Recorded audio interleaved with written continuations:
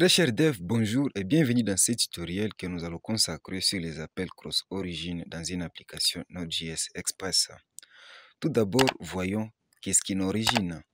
Avant de comprendre ce concept, essayons d'abord de comprendre c'est quoi un serveur. Un serveur est tout simplement un ordinateur contenant des ressources qui sont accessibles par d'autres ordinateurs connectés sur les mêmes réseaux.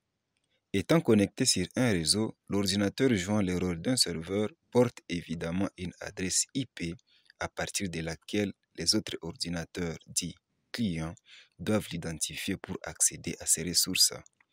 En plus de cette adresse IP, l'ordinateur serveur doit être doté des systèmes applicatifs ou des applications serveurs qu'on appelle encore des applications back-end qui gèrent les ressources contenues dans le serveur et sont dotées des instructions pour rendre accessibles ces instructions aux ordinateurs clients.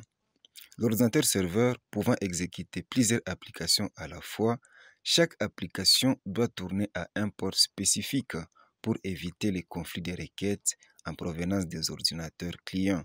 Question de bien orienter les requêtes à l'application appropriée. En plus de ça, nous avons aussi les moyens mis en place, utilisés pour établir une communication entre les ordinateurs connectés sur un réseau qui est le protocole HTTP. Avec tout ce qu'on a dit, nous pouvons déjà définir une origine comme étant la combinaison entre le protocole de communication HTTP, le domaine qui est l'adresse IP du serveur, ainsi que les ports à partir duquel les requêtes sont orientées. Bien, maintenant, ici, lorsqu'on crée une application serveur ou backend avec Node.js et Express, seules les ressources d'une même origine sont accessibles.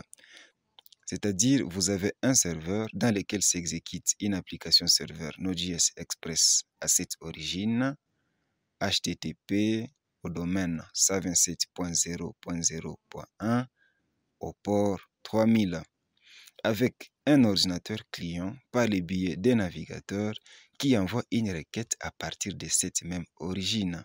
Il est vraiment certain que cette requête réussira sans aucun problème. Mais imaginez maintenant, vous avez une autre application qui s'exécute soit sur un autre port, 4000 par exemple, du même serveur, ou carrément l'application s'exécute dans un autre serveur. Lorsque cette application essaie de communiquer avec notre application serveur Node.js Express depuis son origine, il est évident que cette communication faillira, tout simplement parce que vous essayez d'exécuter une requête qui implique des ressources externes dans une application Node.js Express. Or, il est vraiment rare de retrouver une application aujourd'hui qui s'autosuffit elle-même. Des applications ont toujours besoin des ressources des autres applications pour bien fonctionner. Et lorsque vous créez une application serveur Node.js Express, les ressources que gère celle-ci peuvent être consommées par d'autres applications. C'est le cas par exemple lorsqu'une application client qui est hébergée dans un autre serveur autre que votre application serveur Node.js Express, qui n'aura pas vraiment accès à votre application, tout simplement parce qu'il se retrouve à une origine différente. Pour pallier à cela, il y a la bibliothèque CORS qui veut dire tout simplement Cross Origin Resource Shared. Cette librairie permettra, une fois intégrée à votre application Node.js Express, d'ouvrir la voie d'accès aux origines externes en vue d'établir une communication. Bien, nous avons assez parlé, essayons de démontrer cela avec des exemples pratiques. Je vais ouvrir le bureau dans l'invite des commandes comme suit et y créer un dossier par la commande md. Le nom du dossier sera express-core. Je vais accéder au dossier par la commande cd. Elle a signifié le nom du dossier. Et ici, je vais ouvrir le dossier dans Visual Studio Code par la commande code espace point puis valider. Bien, nous y sommes déjà. Sur le terminal, je vais initialiser le projet par la commande npm init avec le flag y. Et ensuite, je vais directement installer la bibliothèque Express pour me permettre de créer paisiblement le serveur par la commande npm i express. Puis, je vais valider. Bien, ça marche. Le module est déjà installé. Je vais ensuite créer un fichier que je vais nommer app.js et là-dedans, const express égale require express, puis const app égale à express comme suit. Et juste ici, je vais définir les ports à partir duquel cette application marchera. Je vais appeler ainsi donc à l'objet app la méthode listen et passer en paramètre les ports que je vais définir à 3000. Évidemment, comme je n'ai pas défini le domaine à cette méthode, ça prend par défaut localhost. Enfin, à ce niveau, je vais appeler à l'objet app la méthode get pour définir les points de terminaison. Ça sera aux routes racines comme suit. En deuxième paramètre, la fonction callback avec cette signature recrs. Bien. Et juste dans ces blocs, l'application sera en train d'envoyer une page web en appelant à l'objet res la méthode send. Et là, ça sera la balise H1 comme suit. Le texte à l'intérieur de cette balise sera salut que je serai en train de concaténer avec la valeur qu'on retrouvera dans la variable nom comme suit. Bon, à ce niveau, je vais déclarer la variable par const nom égale à Louis Moussolé. Je vais enregistrer et exécuter l'application sur la console par la commande node app. Ça marche. Et dans le navigateur, à l'URL localhost au port 3000. Et quand je valide cette URL, vous pouvez voir que ça a marché. On n'a pas de problème lié au cross origine. Tout simplement parce que tout se passe à la même origine. La requête est envoyée depuis la même origine que la réponse qui est retournée, soit à l'origine HTTP localhost au port 3000. Mais imaginez maintenant que vous avez deux applications avec des origines différentes, ou disons deux applications hébergées à des serveurs distincts. Cela arrive souvent lorsque vous avez créé votre application React.js ou Angular que vous avez hébergée dans un serveur, mais qui veut consommer une API qui est hébergée dans un autre serveur. Bon, je vais essayer d'illustrer cela en créant un autre projet dans une autre fenêtre de Visual Studio Code. Ici au menu Fichier, je vais cliquer sur Ouvrir dossier. Ça sera au bureau. Je vais créer un nouveau dossier que je vais nommer Express Core Client. Je vais l'ouvrir. Et là-dedans, il n'y aura pas vraiment grand-chose, juste un fichier HTML que je vais nommer index.html. Je vais ajouter le boilerplate code comme suit. Ce que je vais faire, c'est d'exécuter cette page avec l'extension Live Server, qui crée un serveur, lequel serveur permet d'actualiser la page web à chaque soumission de modifications. Pour ce faire, vous devez l'installer ainsi donc dans Extensions. Comme vous pouvez le voir pour moi, c'est déjà installé. Si ce n'est pas le cas pour vous, vous pouvez taper sur la zone de recherche ici, Live Server. Vous le verrez sûrement, puis cliquez dessus. Et ensuite, à ce niveau, cliquez sur Installer. Pour moi, en tout cas, c'est déjà installé. Bien, je vais fermer tout ceci. Ici, ce que je vais faire, c'est un clic droit. Puis sur ce menu, juste ici en bas, vous trouverez la commande Open with Live Server. Cliquez dessus et dans le navigateur, vous pouvez voir la page web s'afficher. On peut voir que ça s'affiche au domaine localhost, comme vous pouvez le remarquer. En fait, l'adresse IP 127.0.0.7 fait référence au serveur local. Mais ici, comme vous pouvez le constater, c'est à un port différent avec les ports à partir duquel notre application serveur marche. Notre application serveur attend les requêtes au port 3000. Bon, ici, je peux remplacer localhost par 127.0.0.7 puis valider. Vous pouvez voir que ça a toujours marché. Comme je l'ai dit tantôt, cette adresse IP fait référence au serveur local. Toutes nos deux applications s'exécutent, c'est vrai, au serveur local, mais notre application serveur tourne au port 3000, tandis que l'application client tourne au port 5500, ce qui fait que nous ayons des origines différentes. Bon, voyons dans Visual Studio Code au projet Express Core Client. Je vais ajouter ici la balise script comme suit. Et à ce niveau, je vais tenter d'accéder aux ressources de notre serveur par la fonction fetch. Je vais déclarer une fonction qui s'exécute directement. Et juste là, A5, c'est une fonction fléchée. A5 tout simplement parce que je vais utiliser la syntaxe A5 await.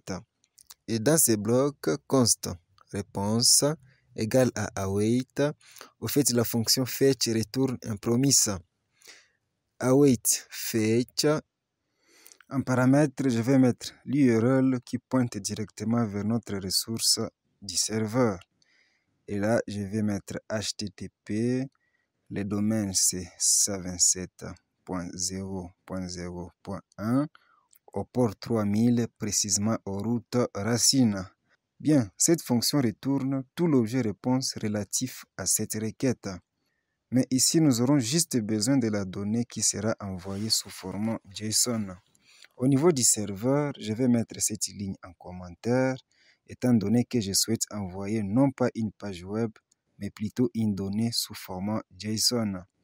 Ainsi donc, ça sera res.json et là en paramètre, passer un objet avec comme propriété nom. Maintenant, la partie client, je vais créer une constante, ici, const personne, dans laquelle je vais assigner la donnée envoyée par le serveur sous format JSON, qui sera égal à await réponse.json. En fait, la fonction JSON retourne aussi une promesse. Maintenant, à ce niveau, je vais modifier le DOM à partir de l'objet document sur la propriété body. Ici, je vais ajouter du contenu HTML en modifiant la propriété inHTML par... En fait, je vais juste copier ceci et le coller à ce niveau. Ici, je serai en train de récupérer les noms à partir de l'objet personne. Je vais enregistrer, tout comme le code source de la partie serveur. Je vais réexécuter l'application serveur parce que j'ai apporté une modification. Node app, ça va. Puis dans le navigateur, je vais actualiser la page. En tout cas, rien n'est affiché. Je vais inspecter les documents et sur l'onglet console, on peut voir qu'il y a erreur. Nous essayons d'accéder aux ressources du serveur depuis une autre origine. Ceci est un mécanisme de la sécurité pour les navigateurs qui interdit cela en évitant des requêtes HTTP cross-origin. Laquelle mesure de sécurité est spécifiée dans l'entête de la requête à la propriété Access Control Hello Origin. Pour pallier à cela, la bibliothèque CORS va nous permettre d'échapper à ces mécanismes en permettant au navigateur ici d'accéder aux ressources de multiples origines, mais tout en spécifiant quelle origine est permise d'être accédée. Allons-y donc et voyons comment configurer CORS dans notre application serveur. Ici, je dois d'abord installer le module CORS par npm i CORS, puis valider. Ça marche. Juste ici, je vais déclarer une constante, const core, qui est égale à require. Et là, je mets CORS comme suit.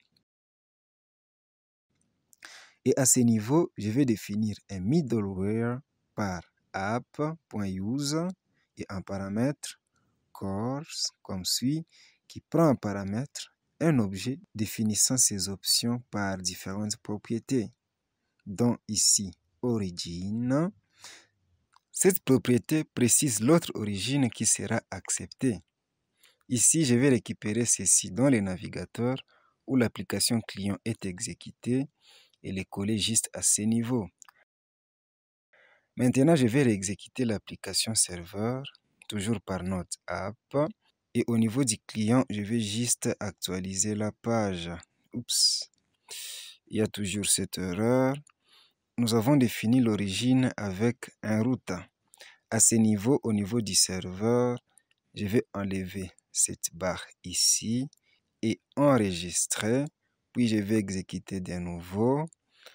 Lorsque j'actualise de nouveau la page web, et oui, ça marche. On peut voir Sali Lui Moussole. C'est vraiment cool. À partir d'une origine différente, on a quand même accédé à notre application serveur grâce à la bibliothèque Corse. Mais ici, il n'y a qu'à cette origine que notre application peut être accessible. Si vous avez plus d'une origine à autoriser, la valeur de la propriété origine ici doit être un tableau. Ainsi donc, on peut ajouter www.google.com par exemple, ainsi de suite.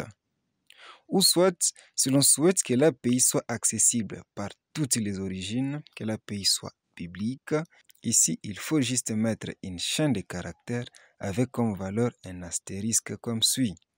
Ou encore, carrément définir les middleware core sans définir aucun paramètre.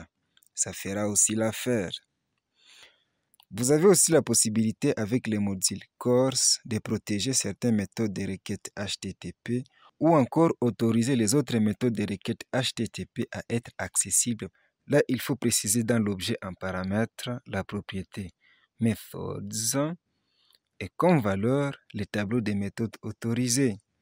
Je peux mettre ici post, get, put, patch ou encore delete, ou soit retirer ce que je ne veux pas que ça soit accessible. Enfin, nous avons la possibilité de définir quelle route de notre application serveur doit être accessible ou pas par d'autres origines. Pour ce faire, nous n'aurons pas vraiment besoin de ce code à ce niveau. Et juste ici, au niveau de ces routes, ajouter core comme suit. Ce qui fait que ces routes soient accessibles par d'autres origines. Si nous avions d'autres routes dont ce middleware n'a pas été défini, en tout cas ceux-là ne seront pas accessibles par d'autres origines. C'est tout très chers développeurs pour cette vidéo. J'espère qu'elle a été instructive pour vous. Si vous l'avez aimé, ne passez pas sans appuyer sur le bouton j'aime et faites-nous une faveur en vous abonnant à notre chaîne si ce n'est pas encore fait. Ça nous fera vraiment plaisir. Du reste, portez-vous bien à la prochaine. Bye.